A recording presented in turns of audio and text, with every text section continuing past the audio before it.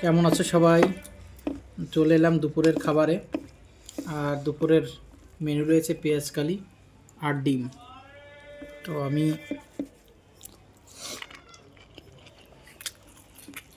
দুপুরে খাবার খেতে বসেছি। বাইরে কুয়াশা একদম নেই, কিন্তু 2 ডিগ্রি 2.9 টেম্পারেচার দিল্লিতে। এক এক জায়গায় এক এক রকমের। আমরা সাউথ দিল্লিতে থাকি, সাউথ দিল্লিতে একটু গাছ বেশি এবং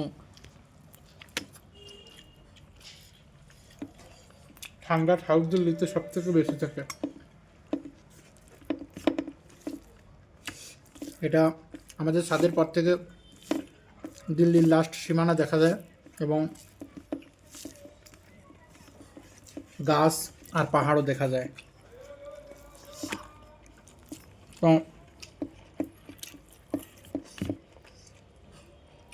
বাইরে এত ঠান্ডা, আমরা বেঁচে যাচ্ছি শুধু কুয়াশা নেই, রোদ উঠছে খুব। টুম্পা ডিম রান্না করেছে দুইভাবে, একটা নারকেলের দুধ দিয়ে, একটা নারকেলের দুধ না দিয়ে। এখন ব্যাপারটা হচ্ছে, আমি নারকেলের দুধ দিয়ে রান্না করাটা খেতে পারি না। সেটা অবশ্য পটলের দম বা আলুর দম ঠিক থাকে, কিন্তু ডিম দিয়ে নারকেলের দুধ দিয়ে রান্না করা আমি একদমই ওটা খেতেই পারি না।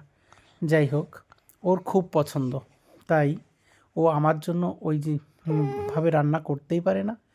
এখন ব্যাপারটা হচ্ছে, ও দুইভাবে রান্না করেছে, আজকে ওর হাতে টাইম আছে তাই। তো আমারটা আমি খাচ্ছি, টুম্পারটা টুম্পা খাচ্ছে। তবে আমাকে যেটা বানিয়ে দিয়েছে খুব ভালো হয়েছে। আরও ব্যাপারটা হচ্ছে কি, যে এই যে ডিম সিদ্ধ করে দিয়েছে এবং আমলেট করেছে।